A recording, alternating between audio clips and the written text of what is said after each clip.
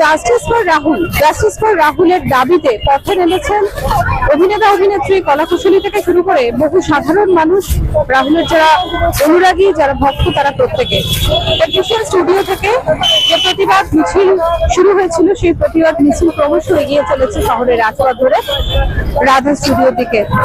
তাদের বিভিন্ন দাবি, ইন্ডাস্ট্রিতে তাদের কাজ করতে হয় প্রতিনিয়ত, হাত রুটি রোজগারের জন্য তাদের যে কাজ করতে হয়, সেই কাজ করতে গিয়ে তাদের চরম লাঞ্ছনা, চরম বঞ্চনার প্রতিবাদে আজকে তাদের এই প্রতিবাদ মিছিল। এবং তার পাশাপাশি তাদের দাবি যে রাহুলের যখন মৃত্যু হয়েছে, সেই মৃত্যুর পর একাধিক পরস্পর বিরোধী বয়ান উঠে এসেছে।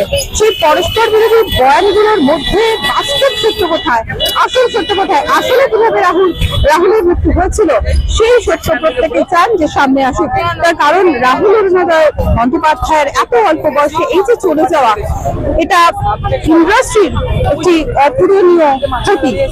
তাই আর কোনো অভিনেতা অভিনেত্রীকে যাতে এই পরিস্থিতির সম্মুখীন না হতে হয়, এবং তাদের যে কর্মক্ষেত্র, সেই ইন্ডাস্ট্রি জুড়ে যে সমস্ত অরাজকতা, যে অন্যায় চলছে, তারা তাদের ভাত রুটির জন্য বাইরে থেকে দেখা যে গ্ল্যামারাস ওয়ার্ল্ডের পিছনে এত অন্ধকার লুকিয়ে রয়েছে, আজকে তারা সরাসরি সেই রাজপথে নেমেছেন।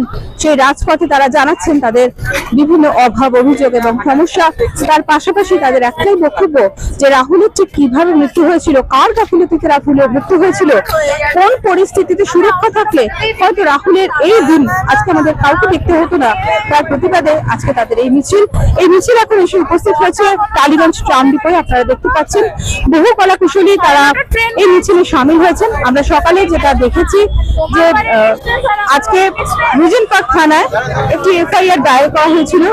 সেই এফআইআর করতে গিয়েছিলেন অভিনেতা প্রসেনজিৎ চট্টোপাধ্যায়, ঋতুপর্ণা সেনগুপ্ত থেকে শুরু করে রাহুলের স্ত্রী প্রিয়াঙ্কা সরকার। আমরা দেখতে পাচ্ছি যে বহু অভিনেতা অভিনেত্রী তারা যোগদান করেছেন একেবারে মিছিলের সামনে সারিতে। আমরা আপনাদের দেখাচ্ছি তাদের একটাই বক্তব্য, তাদের যে কাজ, তারা প্রাণ দিয়ে যে কাজ করেন, সেই কাজের পরিপ্রেক্ষিতে তাদের যে লাঞ্ছনা, তাদের যে বঞ্চনা, এটা শেষ হোক। আর কোন রাহুলকে যাতে এইভাবে না প্রাণ দিতে হয়, সেটাই হচ্ছে তাদের মূল বক্তব্য। ক্যামেরা অজিত দাসের সঙ্গে সাথী নিয়োগী দাসের রিপোর্ট, ইমেজ বেঙ্গল, কলকাতা। যে শোক মিছিল সেটা বেরোবে এবং রাধা স্টুডিও পর্যন্ত যাবে। তুমি এসেছো টেকনিশিয়ান স্টুডিওতে। রাহুল বন্দ্যোপাধ্যায়ের যে মৃত্যু, এটা নিয়ে টলিউড ইন্ডাস্ট্রিতে অনেকগুলো অভিযোগ উঠছে, তুমি কি বলবে? অভিযোগ ইন দ্য সেন্স এখানে সেফটি অ্যান্ড সিকিউরিটির ব্যাপারটা বেশি আসছে। কারণ আমরা কি সত্যি সেফ, আমরা কি সত্যি সিকিউর যখন আমরা আউটডোর শুটিংয়ে যাচ্ছি বা যে কোনো শ্যুট যখন আমরা করছি? আর আমাদের রেসপন্সিবিলিটিটা হচ্ছে প্রডিউসারদের, কারণ তারা দায়িত্ব নিয়ে আমাদেরকে নিয়ে যাচ্ছে, পুরো ইউনিটকে নিয়ে যাচ্ছে, টেকনিশিয়ানদেরকে যেমন নিয়ে যাচ্ছে, অভিনেতা অভিনেত্রীদেরকেও নিয়ে যাচ্ছে। এতটা ক্যাজুয়াল হওয়া, পারমিশন না নিয়ে আমি আরেকটা স্টেটে চলে গেলাম, ওয়েস্ট বেঙ্গল থেকে ঝাঁপিয়ে আমার ইচ্ছে হলো ওখানে সমুদ্রটা আরো সুন্দর দেখতে লাগছে, আমি ক্রস ওভার করে উড়িষ্যাতে চলে গেলাম, একবার ভাবলামও না যেটা একটা অন্য স্টেট। মানে এগুলো কি? এই ধরনের ক্যাজুয়ালনেসের জন্য কিন্তু আজকে এই প্রতিবাদ মিছিল। এটা শুধু শোক মিছিল না, এটা আমাদের প্রতিবাদ মিছিল, যে ইটস হাই টাইম যে আমাদের সেফটি এন্ড সিকিউরিটি নিয়েও কিন্তু প্রডিউসারদেরকে ভাবতে হবে বা ভাবাতে হবে। দীর্ঘদিন ধরে ইন্ডাস্ট্রিতে তুমি রয়েছো জন্য, এবং বহু সিরিয়াল, এবং আমি 30 বছর ধরে আছি, 30 বছর ধরে আছি। ব্যক্তিগতভাবে অনেক সময় হয়েছে, অনেক ভাবে হয়েছে, এখন তো সেগুলো বলার সময় নয়। কিন্তু তখন যখন আমি প্রতিবাদ করেছি আর ইন্ডিভিজুয়াল, কারণ আমার এই প্রতিবাদ করা একটা নেচার, এবং আমি আমার শুধু নিজের কথা ভাবি না, আমি সকলের কথা ভাবি। অনেকে অনেক সময় ভয় পায় বলতে, অনেকে জুনিয়র থাকে তারা বলতে পারে না, সিনিয়ররা অনেক সময় নানান কারণে বলতে পারে না। কিন্তু আমি সবসময় প্রতিবাদ করার জন্য আমি সবসময় খারাপ হয়েছি, তখন হয়তো খারাপ হয়েছি সাময়িকভাবে প্রডিউসারের কাছে, কিন্তু অ্যাটলিস্ট আমার ভালো লাগার জায়গাটা হচ্ছে যে আমি তো সবার হয়ে কথাটা বলতে পেরেছি ভয় না পেয়ে। সুতরাং এখন সবাইকে মিলিত হয়ে কথা বলতে হবে, কাজ কাজের জায়গায় থাকবে, কাজ চলে যাবে, এই যে একটা ভয় সবার ভেতরে হয়েছে ইদানিং, একটা বিশেষ করে বিগত 10 বছর ধরে একটা ভয় যে প্রডিউসারের এগেন্সে যদি আমরা কিছু বলি, প্রডিউসারকে কিছু বলি, তাহলে আমাদের কাজ চলে যাবে, পরের কাজটাই নেবে না। এটা ঝেড়ে ফেলতে হবে, কারণ কাজ ঠিক আসবে, কাজ কাজের জায়গাতেই থাকবে, সুতরাং সেটা চেঞ্জ হওয়ার না। কিন্তু যেখানে ভাতরুটির প্রশ্ন চলে আসে, যেখানে রুটি রুচির প্রশ্ন চলে আসে, সেখানে ভয়টা কাটাতে হবে না। দেখো, কাজ আমি বলছি, আবারও বলছি, আজকে আমরা রাহুলকে হারিয়েছি, কালকে অন্য কেউ হতে পারে, পরশু আরেকজন কেউ হতে পারে। আজকে আমাদেরকে প্রডিউসারদেরকে বলতে হবে যে যখন আমরা কোথাও শুটিং করতে যাব, তখন যেন আমরা, যেহেতু ওনাদের রেসপন্সিবিলিটি, আর যেন কোনোদিন এরকম আমাদের কারো ফ্যামিলি মেম্বার্সের কাছে এরকম স্যাড নিউজ, ব্যাড নিউজ যেন না আসে। রাহুল শুধু একজন অভিনেতা না, রাহুল একজন মায়ের সন্তান, তার সন্তানের বাবা সে, এবং তার স্ত্রীর স্বামী, মানে he was a husband, he was a son, and he is a father, he was a father. সুতরাং এই সিচুয়েশনগুলো যাতে আর না ফেস করতে হয় আমাদের কারো ফ্যামিলি মেম্বার্সদের বা আমাদের ইন্ডাস্ট্রিকে, সেদিকে আমাদের we should work together for that in a United way.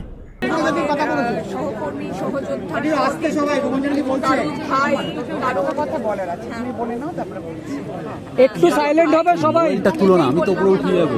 নিজের আমরা চমকে গেছি, আমরা অনেকদিন আগে থেকে চমকে গেছি। গেল মার্চ থেকে আমরা চমকে উঠছি যে আর কি আমরা তথ্য সামনে পাবো, আর কি আসবে আমাদের কাছে, আর এই কুয়াশাটা কখন কাটবে। কারণ এই কুয়াশাটা আমাদের ভালো লাগছে না। আমরা নিরপেক্ষ তদন্ত প্রথম থেকেই দাবি করেছি, আর সেই পথে আমাদের কাজ করা হয়ে গিয়েছে। এখানে আজকে যারা যারা উপস্থিত আছেন, তারা সকলেই রাহুলকে ভালোবাসতো বলে, আমাদের অরুণোদয় ব্যানার্জি, রাহুল অরুণোদয় ব্যানার্জিকে ভালোবাসতো বলে এখানে জমায়েতটা, মানে এখানে এসেছে, একটাকে সবাই চলে এসেছে। আর সবাই একটা কথাই যায় জানতে, যেভাবে আপনারা জানতে চান, আমরা সকলে এক কথাই জানতে চাই এবং সহজ জানতে চাই। এটা আজকে আমাদের ওয়ার্কিং প্রেসিডেন্ট শ্রী প্রসেনজিৎ চ্যাটার্জি, তিনিও আমাদের সাথে একটু আগে আলোচনার মধ্যে তিনি বললেন যে যা করছি আমরা সহজের জন্য করছি, প্রিয়াঙ্কার জন্য করছি, কাকিমার জন্য করছি এবং রাহুলের দাদার জন্য করছি, যাদের কাছে একটাই প্রশ্ন যে শেষা ছেলেটি কি হলো, আমাদের ছেলেটি কোথায় চলে গেল, কেন চলে গেল, সেটা যেন সৎসাহস প্রোডাকশন ডিপার্টমেন্টে থাকে, প্রোডাকশনের যেন থাকে, যে তারা এই প্রশ্নগুলোর সঠিক জবাব যেন আমাদের কাছে দিতে পারে। তারপরে তো পুরোটাই তো তদন্ত সাপেক্ষ, আগে যেভাবে অফিসিয়াল জুডিশিয়াল প্রসিডিউর চলবে সেভাবে আমাদের সবাইকে সহযোগিতা করতে হবে। Thank you. হ্যাঁ, আমি যেটা বলছিলাম তখন, একটু কাটের শর্ট, রাহুলের এই চলে যাওয়াটা যেন কোথাও একটা দৃষ্টান্তমূলক আমাদের আমি না জোরে কথা বলতে পারি না, দাদা ভাই সবাই বলছি, আমি জোরে কথা বলতে পারি না, যেন সেটা কোনোভাবে একটা বিশাল একটা ডিফারেন্স তৈরি করতে পারে আমাদের ইন্ডাস্ট্রিতে। ফর ইনস্ট্যান্স সেফটি ক্লজ, আমাদের যখন কন্ট্রাক্ট সই হয় কোথাও কোনো সেফটি ক্লজের প্রায় মেনশন মানে থাকেই না বললে চলে। হ্যাঁ, সেইটা যদি আমরা এনশিওর করতে পারি টেকনিশিয়ানদের জন্যে এবং আর্টিস্টদের জন্যে, যাতে সেটা একটা ম্যান্ডেটরি জায়গা হয়। ম্যান্ডেটরি কেন বলছি, আজকে রূপান্তর আমার বোনের মতো, যদিও আমি বলছি হয়তো কোনো একটা রোলে ওকে অ্যাপ্রোচ করা হয়েছে, আমাকে অ্যাপ্রোচ করা হয়েছে, ও বললো আমি এই সেফটি ক্লজ ছাড়া আমি করতে পারবো না। আমি গিয়ে বললাম আমি করে দিয়েছি, আমার সেফটি ক্লজ লাগবে না, আমাকে নিয়ে নাও। কাজে ম্যান্ডেটরি না হলে কিন্তু সেফটি ক্লজ ছাড়াই কাজ হবে। আর যেই মুহূর্তে সেফটি ক্লজ থাকবে তখন কিন্তু সমস্ত দিক সামলে সব রকমের নিরাপত্তা সহ শুটিংগুলো হবে।